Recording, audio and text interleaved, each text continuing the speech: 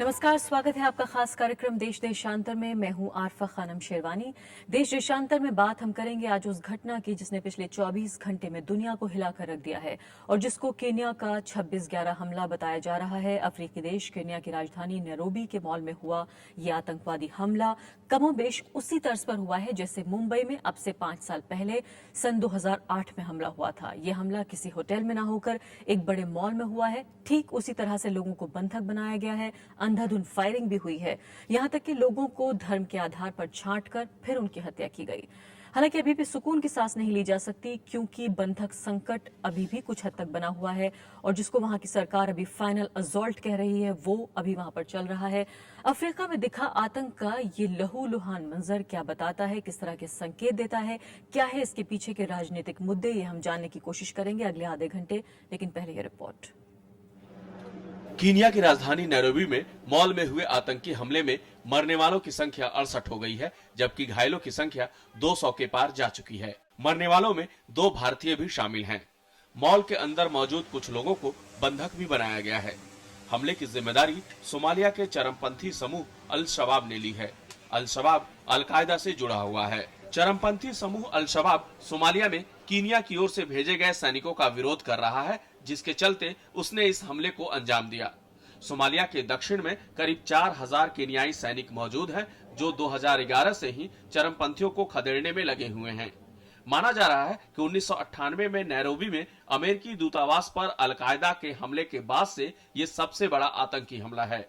America और एशियाई देशों के बाद अब आतंकी समूह अफ्रीकन देशों को अपना निशाना बना रहे हैं। 11 सितंबर 2001 को अमेरिका पर हमले के बाद से अंतर्राष्ट्रीय आतंकवाद के खिलाफ जो जंग छेड़ी गई, इस घटना के बाद से सवाल उठ रहे हैं कि 12 साल बाद ये मुहिम कितनी कामयाब हुई है। Bureau report, Rajya Sabha TV.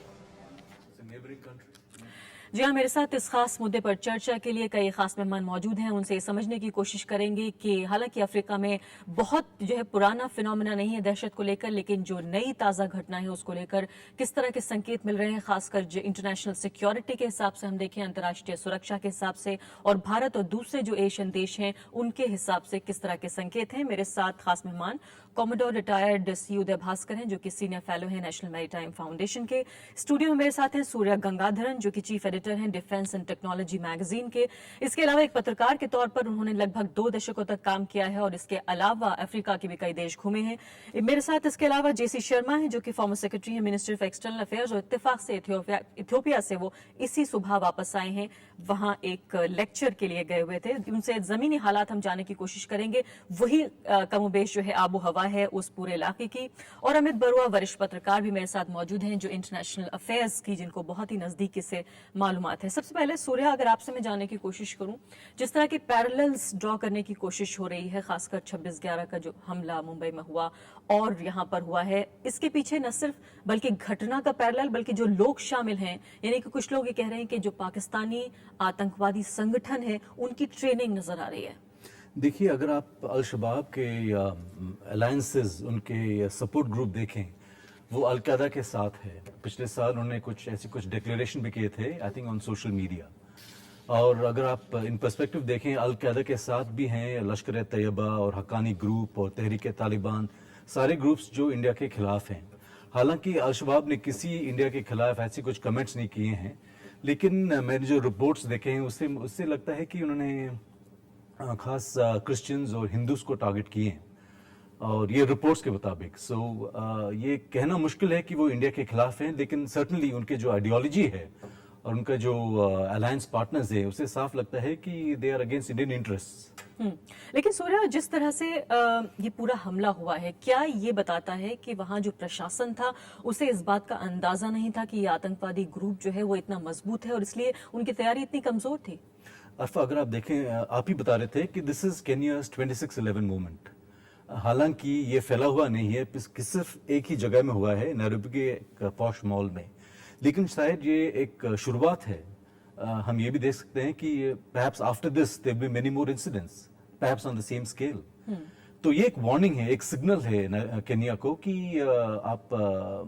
कि ये शुरुआत है, और आपने जो किस तरीके से आपने अपने ट्रूप्स भेजे हैं सोमालिया को, किस तरीके से उन्होंने अल-शबाब के खिलाफ ऑपरेशंस किए हैं, that is the result we are seeing today.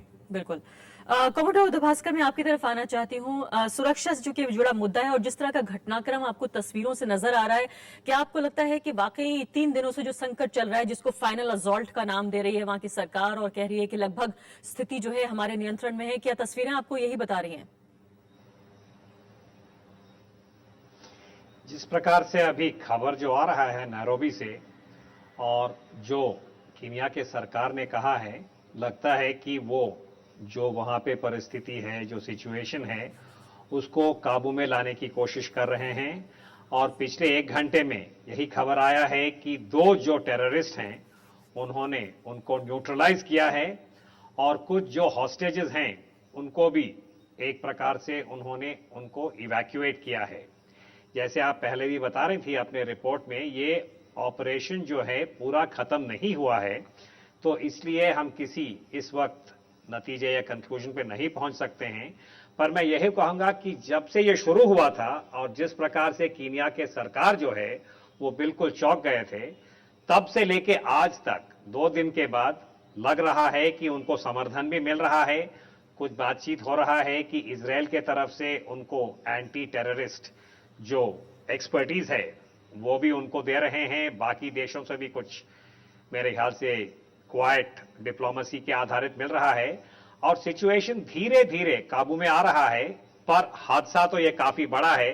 जैसे पहले भी कहा गया है कि ये कीनिया के लिए मुंबई के साथ तुलना हो रहा है। करीब 70 लोग मारे गए हैं। मुझे लगता है कि ये संख्या बढ़ सकता है।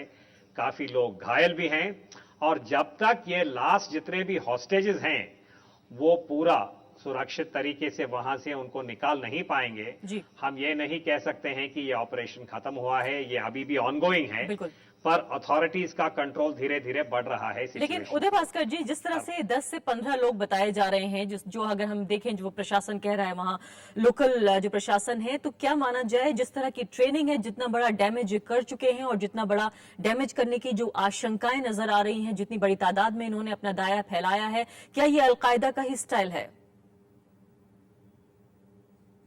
ये काफी साहस के साथ किया है। अगर हम इसको रिकंस्ट्रक्ट करने की कोशिश करेंगे, जैसे अभी सूर्या साहब भी बता रहे थे, ये काफी मशहूर और बड़ा मॉल है नैरोबी के अंदर, और इसके लिए काफी प्लानिंग हुआ होगा।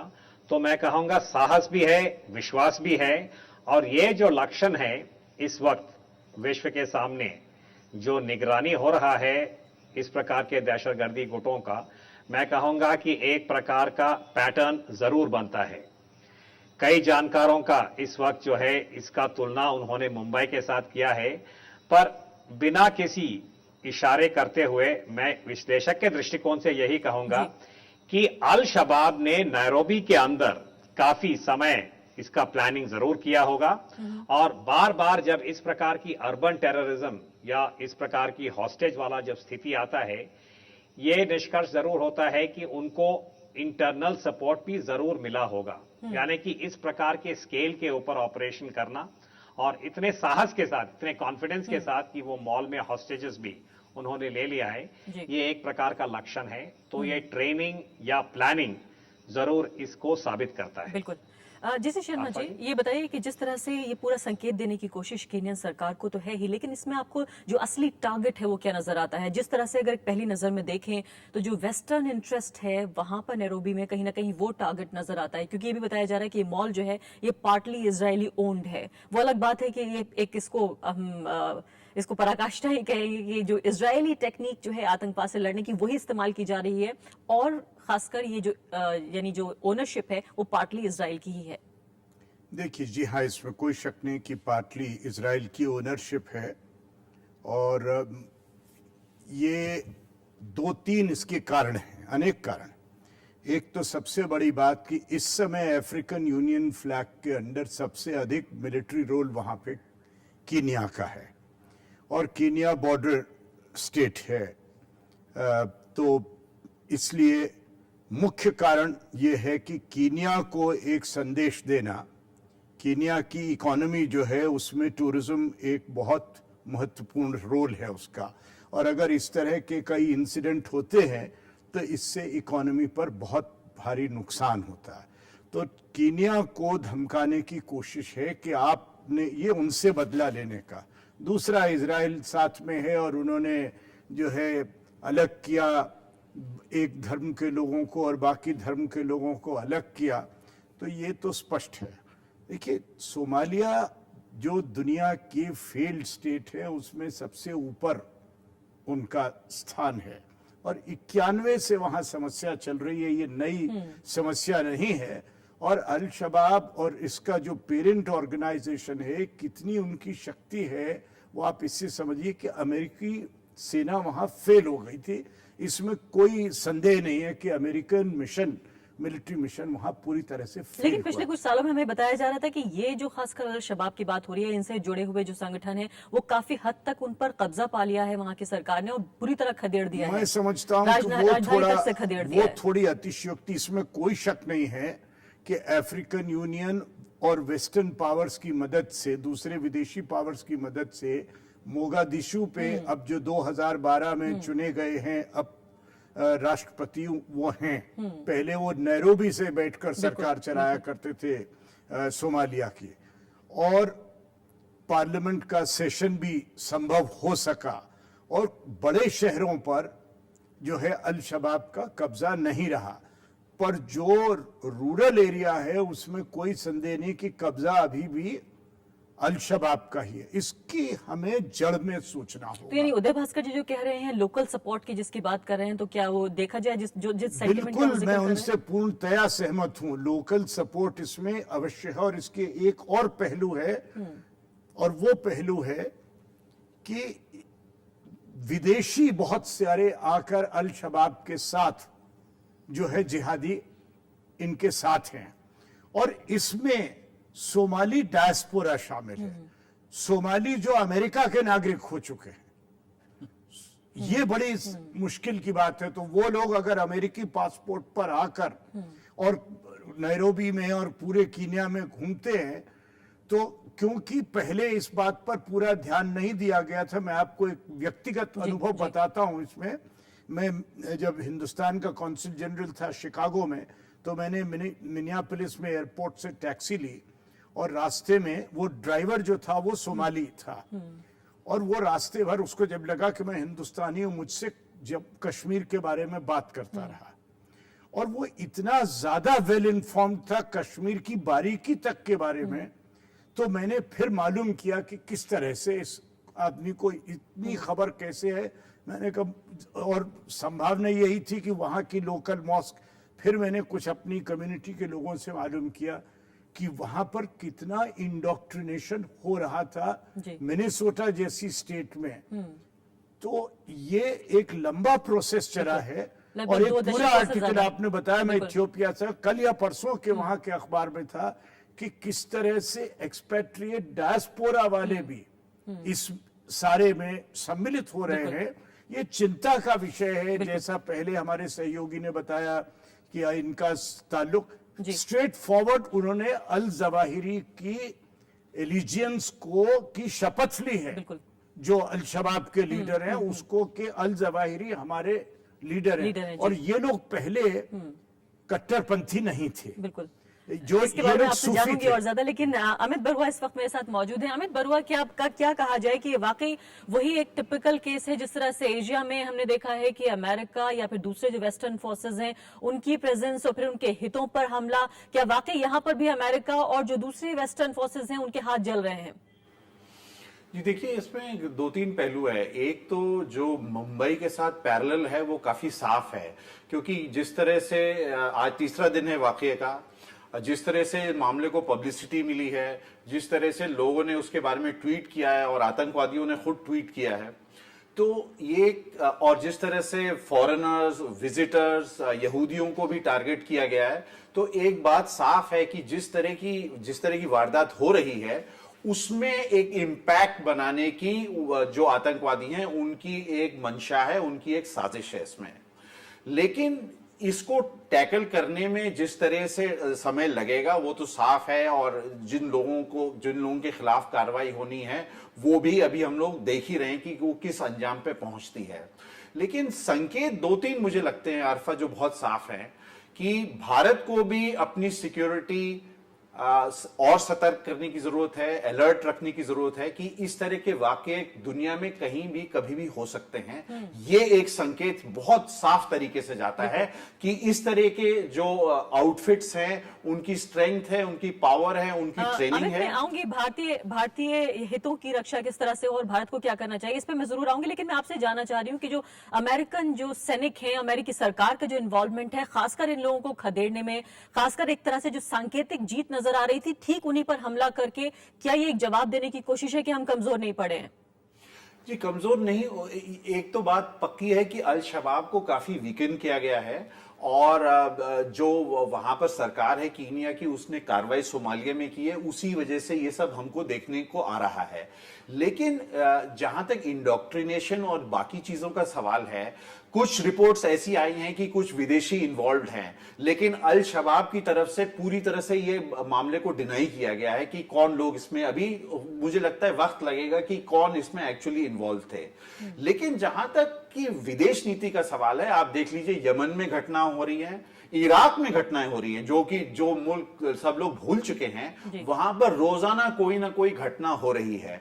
तो मुझे लगता है कि जो वेस्ट की विदेश नीति है, उसने जितना लोगों को एलिनेट किया है और जितने ऐसे लोग तैयार किए हैं, या प्रोपेगेंडा, एक तरह से रेडीमेड प्रोपेगेंडा इन गुटों को मिला है, मुझे लगता है उस पर नजर डालने की बहुत जरूरत है और किस तरह से इनके खिलाफ मिलिट्री एक्शन होना चाहिए।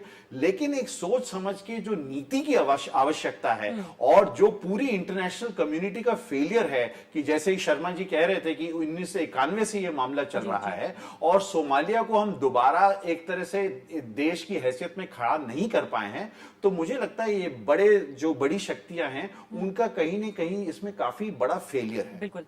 फिलहाल एक छोटा सा ब्रेक ले रहे हैं। ब्रेक के बाद हम जल्द हाजिर होंगे और बात करेंगे कि किस तरह से जो राजनीतिक अस्थिरता है इस पूरे इलाके में, और कुछ हद तक जानकार ये भी कह रहे हैं कि जिसको हम अरब स्प्रिंग का नाम देते हैं, वो भी, उसने जिस तरह की अस्थिरता पैदा की है, वो भी एक तरह से जमीन तैयार करती है इस तरह के आतंकवादियों को पैर पसारने के लिए, और भारतीय हितों की कैसे रक्षा हो अफ्रीका में, इस पर भी हम चर्चा करेंगे ब्रेक के बाद।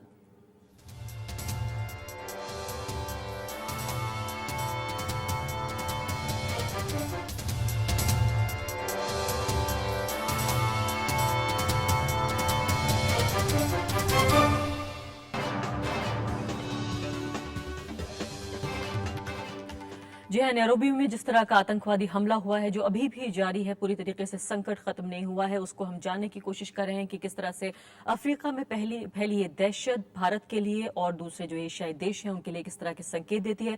सूर्या गंगाधरन, ये बताइए कि जिसको पूरा अफ्रीकन देशों में हम जानते हैं कि पॉलिटिकल स्टेबिलिटी तो बहुत कम ही नजर आती है, लेकिन इसके अलावा पिछले दिनों में लीबिया का अगर हम जिक्र करें, इसके अलावा बाकी अरब देशों में भी जो एक राजनीतिक अस्थिरता नजर आई है, उसका इस संकट से किस तरह से लेना देना है? देखिए, ये कहना मुश्किल है कि केन्या में जो हो रहा है वो डायरेक्टली लिंक्ड विद लिबिया और एनी अदर कंट्री। जो वेस्टगेट मॉल में जो अटैक्स हुए हैं, it is directly linked to what Kenya is doing in Somalia, और इसमें कोई शक नहीं कि इसमें कोई लोग जो केन्या में हैं, दे आर ऑल्सो इन्वॉल्व्ड। लेकिन मेरे ख्याल में to link this up with perhaps Libya और शायद किसी और देश, इसमें शायद it may not be that clear, इतना दम नहीं है इस बात दम में। नहीं है। लेकिन इसके अलावा अगर हम बात आए अब आर्थिक पहलू का, जी फिनोमिना ये जरूर है। मैं ये इनसे इतनी बात सहमत हूं कि सीधे लिंक नहीं कर सकते, लेकिन indirectly पर है। सीरिया में भी विदेशी जिहादी हैं, जहां जहां हो रहा है बड़ा ऐसा, तो वहां पे विदेशी जिहादी आ रहे हैं। बल्कि अब सीरिया आप में तो बताया सोचिए, जा रहा है कि फल फूल रहे हैं वहां पर, तो एक पूरी जमीन तैयार लार्जर हो रही है। प्रॉब्लम जो अमित कह रहे थे, एक चेचेन है जिसने बॉस्टन बॉम्बिंग की, तो इसको हमें उस बड़े परिप्रेक्ष्य में देखना होगा बिल्कुल। कि एक चेचेन जो अमेरिकी नागरिक बन गया, वहां पढ़ रहा है, वो किस तरह से ब्रेन वॉश हुआ कि उसने सोचा कि मुझे बॉस्टन वाली मैराथन वाले से काफी उसका खतरनाक कुछ किसी सिग्नल का है इस नहीं बात के। लेकिन सूर्य, अगर आर्थिक पहलू का हम जिक्र करें, जिसमें कि अफ्रीका सबके लिए बड़ा ही जैसे आकर्षित कहें कि एक डेस्टिनेशन के तौर पर उभरता है, तो उसमें अगर चीन का हम जिक्र करें, ऐसी खबरें आती हैं कि पिछले करीब 5 से 7 साल के दौरान चीन ने काफी हैविली इन्वेस्ट किया है। अभी फिलहाल जिस तरह की सुरक्षा के हालात वहां पर हैं, क्या चीन इंटरवीन करेगा? देखिए, इस वक्त चीन के इन्वेस्टमेंट्स केन्या में कितने हैं आई डोंट नो, लेकिन इसमें कोई डाउट नहीं होगा कि उन्होंने काफी ऐसे अफ्रीकन देशेस में इन्वेस्ट किए हैं जी। जहाँ पे तेल मिल सकता है, डायमंड्स, अदर मिनरल्स। तो ये काफी इन्वेस्टमेंट्स हुए हैं। और केन्या में I don't know what the Chinese connection is, लेकिन मेरे पास यहाँ डेटा है जिसमें ये पता चल रहा है कि $200 बिलियन से ज्यादा इस साल इन्वेस्ट किया है चीन ने, और 2015 तक ये $380 बिलियन हो जाएगा। Not in not in Kenya, Kenya। Kenya का जिक्र हो रहा है। नहीं 318 लेकिन चाइनीज इन्वेस्टमेंट इन जी केन्या, जी, नहीं ये डेटा ये बता रहा है। मिलियन होगा, बिलियन, बिलियन 318 का जिक्र हो बिलियन रहा है। मेरे ख्याल में कीनिया चाइनीज में नहीं इन्वेस्टमेंट्स आर संभव है। स्प्रेड इन अफ्रीकन देशों की बात पूरे जी। अफ्रीका में जरूर हो सकता है पूरे फिगर, अफ्रीका में, लेकिन पर केन्या में केवल शायद कीनिया में उससे ये कम संभव होगा। नहीं बिल्कुल। उदय भास्कर जी, इसके अलावा भारत के भी बहुत सारे बिजनेसमैन हैं जो अफ्रीका को एक नए डेस्टिनेशन के तौर पर देख रहे हैं, खासकर जब से कि भारत में जो इन्वेस्टमेंट का माहौल है वो उतना ज्यादा अट्रैक्टिव नहीं है। ऐसे में भारतीय सरकार का रुख किस तरह से देख रहे हैं? देखिए, सबसे पहली बात तो यह है कि नैरोबी का जो हादसा हुआ है इसमें हमारे भारत के नागरिक भी शामिल हैं और ये पूरे देश के लिए बहुत दुख और चिंता की बात है। पर साथ साथ अगर हम इसको बड़े परिप्रेक्ष्य में देखें तो भारत के लिए भी अफ्रीका जो है हमारे बड़े पुराने संबंध हैं, और खास मैं कहूँगा कि पश्चिमी अफ्रीका, ईस्ट अफ्रीका के अंदर बहुत प्राचीन हमारे संबंध है, और इस वक्त काफ़ी ऐसे देश हैं जिसमें भारत का इन्वेस्टमेंट है। उदाहरण के लिए अभी जो नैरोबी में हादसा हुआ है, जिन लोगों की बात हो रही है, टूरिज्म के अलावा भारत का इन्वेस्टमेंट फार्मास्यूटिकल्स में भी है, एग्रीकल्चर में भी है, और हमारा हाइड्रोकार्बन्स का एक काफी बड़ा, मैं कहूंगा, लॉन्ग टर्म प्लान है जहां तक अफ्रीका का जो पूरा जो महाद्वीप है। तो भारत के लिए जरूर एक समीक्षा करना होगा कि जहां तक हम भारत की एसेट्स की बात करें, यानी कि आपके दो प्रकार के एसेट्स होंगे। एक आपके नागरिक, जैसे हमारे प्रोफेशनल्स जाते हैं अफ्रीका के अंदर। दूसरा, भारत ने जो भी इन्वेस्टमेंट किया है, चाहे वो सूडान के अंदर हो, मोजाम्बिक, कीनिया, जहां भी, हमें देखना होगा कि ये कहां तक हम सुरक्षित कर सकते हैं। और भारत का ये काफी एक अनुभव भी रहा है, जैसे अफगानिस्तान के अंदर हमारे एम्बेसी के ऊपर हमला हुआ था। यही विचारधारा है, यानी कि जैसे पहले भी हमारे साथी बता रहे थे, विश्व के लिए और खास भारत के लिए ये जो विचारधारा है और जिस प्रकार से वो ये खून खराबा का रास्ता अपनाते हैं, ये सुरक्षा के दायरे में एक काफी जटिल चुनौती है, और हमें निगरानी के साथ देखना होगा और समीक्षा करके और पैनी निगाह भी रखनी होगी। अमित बिरुआ, ये बताइए कि जो वॉर ऑन टेरर है अमेरिका की, उसको भी 12 साल अब गुजर चुके हैं। क्या इस वक्त ये घटना ये याद दिलाती है कि इसके फिर से रिव्यू की जरूरत है और ये बुरी तरह फेल हो रहा है? जी देखिए, चाहे वो इराक का मामला हो या अफगानिस्तान का मामला हो, दोनों जगह जहां भी अमेरिका का इंटरवेंशन रहा है वहां पर कंडीशंस अनसेटल्ड अभी भी हैं, बहुत गंभीर स्थितियां बनी हुई हैं। और अफगानिस्तान से जो अमेरिका की फौज हटेगी तो वहां पे क्या स्थिति बनती है, एक तरह अगर आप देखें कि जो दो डिसफंक्शनल स्टेट हमारे नेबरहुड में हैं, अफगानिस्तान और पाकिस्तान, कीनिया को भी एक डिसफंक्शनल स्टेट सोमालिया के साथ डील करना पड़ेगा और कर रहा है। तो ऐसी स्थिति में मुझे लगता है कि भारत को अपने जो हित हैं उसके बारे में सोचना चाहिए।